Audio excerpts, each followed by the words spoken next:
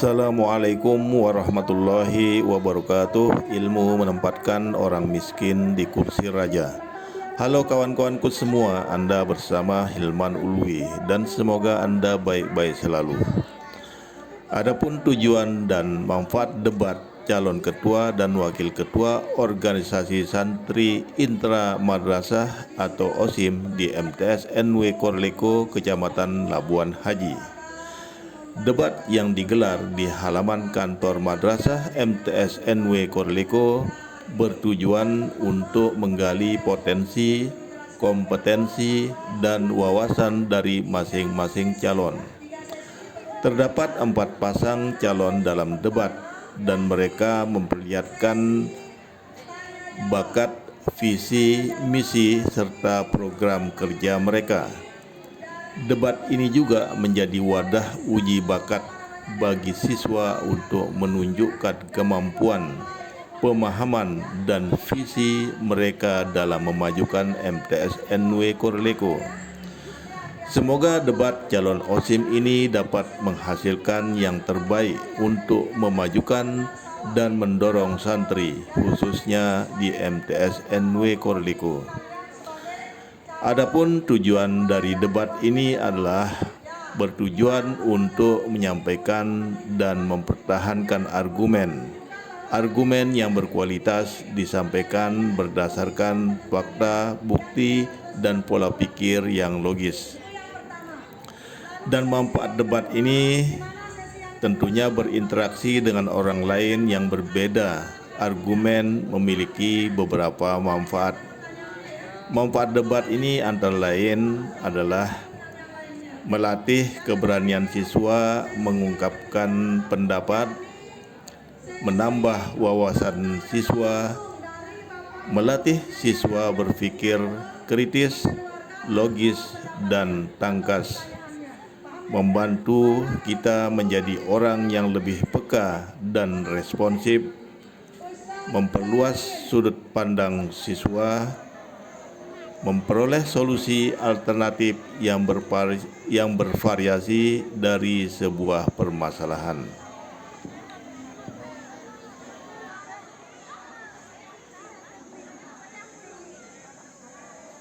Ya, tentunya dalam acara ini perlu diketahui tentang tata tertib. Tentunya dengan tata tertib akan menjamin keberlangsungan dari acara ini. Berikut beberapa panduan yang dapat diterapkan. Yang pertama, waktu dan durasi, seperti menetapkan waktu debat dan durasi untuk setiap segmen, misalnya perkenalan, pertanyaan, dan penutup. Moderator harus memastikan waktu berjalan sesuai rencana. Kemudian moderator menentukan moderator yang akan memandu jalannya debat. Kemudian moderator bertanggung jawab mengajukan pertanyaan dan menjaga ketertiban. Susunan acaranya seperti perkenalan calon ketua dan wakil ketua, kemudian pertanyaan dari moderator dan audien, penyampaian visi, misi, dan program kerja, kemudian penutup oleh moderator.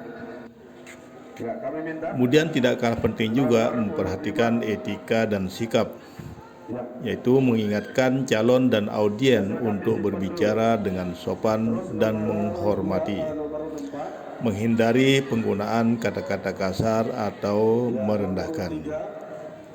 Sebelum menggelar acara debat calon ketua dan wakil ketua OSIM di MTS NW Korleko, berikut beberapa panduan yang terkait format, waktu, dan tempat dapat dipertimbangkan.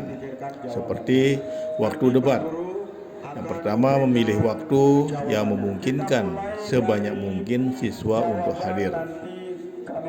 Misalnya setelah jam pelajaran atau menyediakan waktu 1 hari untuk kegiatan ini. Yang kedua, durasi debat dapat disesuaikan 1 atau 1,5 jam, biasanya cukup. Tempat debat, memilih lokasi yang nyaman, memadai seperti di halaman sekolah atau ruang kelas yang cukup besar. Kemudian memastikan ada tempat duduk untuk audien dan panggung untuk calon ketua dan wakil ketua. Pengaturan podium atau panggung, menempatkan kursi atau podium di panggung untuk moderator dan calon ketua serta wakil ketua. Menyediakan mikrofon agar suara mereka terdengar dengan jelas. Lalu apa saja persiapan teknis yang perlu dilakukan sebelum acara debat dimulai? Sebelum acara debat dimulai, ada beberapa persiapan teknis yang perlu dilakukan agar acara berjalan lancar dan terorganisir. Berikut beberapa langkah yang dapat dilakukan, yaitu menyiapkan materi debat, misalnya meriset tentang masalah-masalah yang ada di sekolah dan mencari solusi yang tepat. Membuat daftar pertanyaan yang mungkin akan ditanyakan oleh para pemilih. Kemudian melatih kemampuan berbicara dan keterampilan berpikir kritis. Kemudian berlatih menjawab pertanyaan dengan jelas dan tegas. Lalu perkenalan, mulailah dengan memperkenalkan diri secara singkat dan berikan informasi tentang latar belakang dan pengalaman Anda. Kemudian menyusun acara debat. Menentukan susunan acara debat termasuk waktu untuk setiap segmen, misalnya perkenalan, pertanyaan, dan penutup. Dan memastikan moderator memahami susunan acara dengan baik. Apa saja tugas utama calon ketua dan wakil ketua OSIM? Tentunya tugas dan tanggung jawab calon ketua dan wakil ketua OSIM meliputi ketua OSIM memimpin OSIM dengan bijaksana, menetapkan kebijakan dan pengambilan keputusan berdasarkan musyawarah dan mufakat, mengkoordinasi rapat pengurus, melantik pengurus OSIM, dan memberikan nasihat kepada pengurus dan perwakilan kelas. Sedangkan wakil ketua OSIM itu menggantikan ketua jika berhalangan, membantu ketua dan tugas-tugasnya, kemudian bertanggung jawab kepada ketua. Bagaimana cara menghitung suara dalam pemilihan ketua dan wakil ketua OSIM? Ya, tentunya dengan cara sederhana, langsung mengumumkan hasil pengumuman setelah usai penghitungan. Aturan khusus yang dapat diterapkan dalam acara debat calon ketua dan wakil ketua OSIM di MTS NW Korleko seperti pertama, waktu penyampaian. Menetapkan batasan waktu untuk setiap pertanyaan dan jawaban, misalnya setiap calon hanya diberikan 2-3 menit untuk menjawab pertanyaan tertentu. Kemudian etika dan sikap, mengingatkan calon untuk berbicara dengan sopan dan menghormati satu sama lain. Hindari penggunaan kata-kata kasar atau merendahkan. Kemudian menentukan seorang moderator yang memandu jalannya debat. Moderator bertanggung jawab untuk mengajukan pertanyaan-pertanyaan dan memastikan aturan yang diikuti. Lalu pertanyaan dari audien. Berikan kesempatan bagi audien untuk mengajukan pertanyaan kepada calon ketua dan wakil ketua, dan memastikan pertanyaan dari audien relevan dan bermanfaat. Lalu penilaian, tentukan kriteria penilaian yang akan digunakan untuk mengevaluasi performa calon. Misalnya kriteria kepemimpinan, visi misi, dan kemampuan berbicara. Dan berikut adalah beberapa contoh pertanyaan yang dapat diajukan kepada calon ketua dan wakil ketua OSIM dalam acara debat.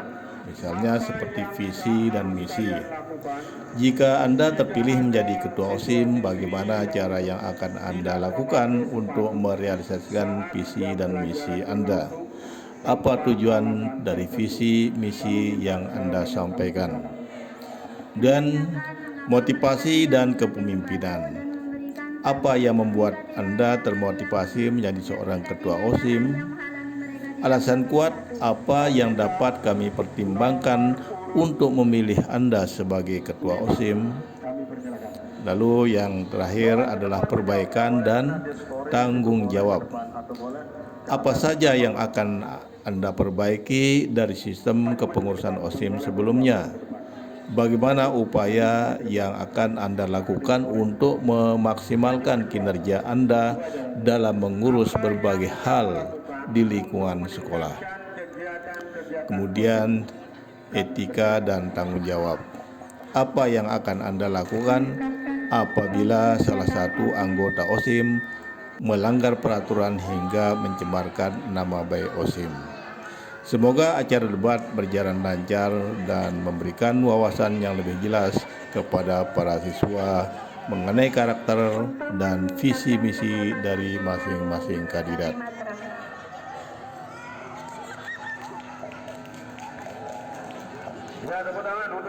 Dan pada akhirnya kita sampai kepada kesimpulan.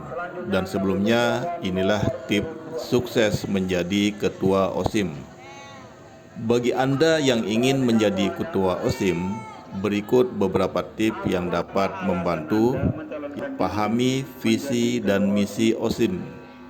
Siapkan program kerja yang kreatif dan inovatif. Bangunlah tim yang solid dan kompak. Jalin komunikasi yang baik dengan semua pihak. Tetaplah semangat dan pantang menyerah. Nah, kesimpulan kita adalah pemilihan ketua OSIM merupakan proses yang penting untuk membangun demokrasi di lingkungan sekolah atau madrasah. Memahami peraturan pemilihan ketua OSIM akan membantu Anda dalam mengikuti proses dengan baik dan menghasilkan pemimpin yang berkualitas. Semoga informasi ini bermanfaat bagi Anda yang ingin terlibat dalam proses demokrasi di sekolah. Boleh di depan, berdua. Ya, silakan. Kalau ada OSIM yang melanggar aturan, pertama kita tegur. Kalau tidak, berhentikan jadi OSIM. Ya, tepuk tangan untuk jawaban dari kandidat nomor 4. Selanjutnya kami minta dalam kesiapan dari kandidat nomor urut 3. Perhatikan, jika Anda terpilih menjadi ketua OSIM, apa program-program unggulan kalian? Ya, sekali lagi, jika kalian atau Anda terpilih menjadi ketua OSIM, apa program unggulan kalian? Sudah bisa dipahami? Sudah? Silakan. Ya, terima kasih kepada kandidat 1, kandidat 2, kandidat 4, 3, dan 5 untuk debat ini. Sekarang sesi kedua.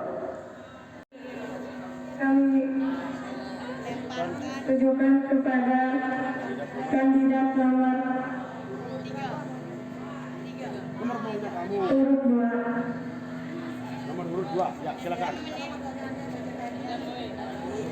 Bagaimana pendapatmu tentang kesadaran siswa dan siswi terhadap madrasah? Ya, silakan maju ke depan, jawab.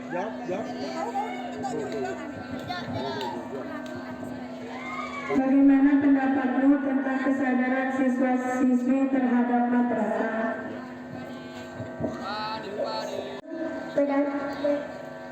Kesadaran siswa-siswi belum meningkat karena masih ada yang melanggar peraturan sekolah. Akan kami berikan kepada kandidat nomor urut 3. Apa yang akan kalian lakukan jika program kerja kalian tidak berjalan dengan lancar sesuai dengan apa yang telah kalian rencanakan?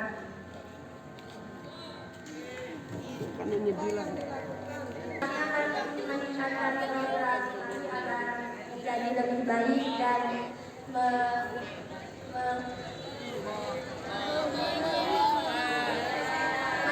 siswa-siswi agar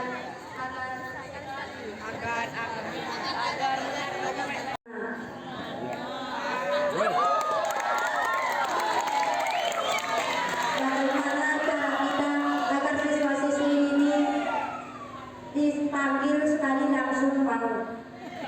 Silakan.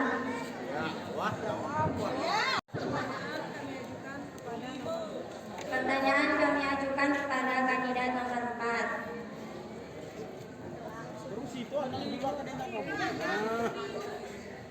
Guru katakan, insya Allah ke depannya kita akan seperti ini.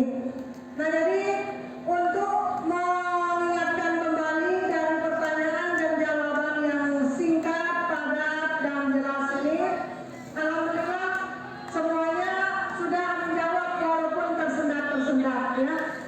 Padahal misalnya pertanyaannya sudah kasih kemudian kemarin, cuman ya karena mungkin ini pertama ya kita maklumi bersama.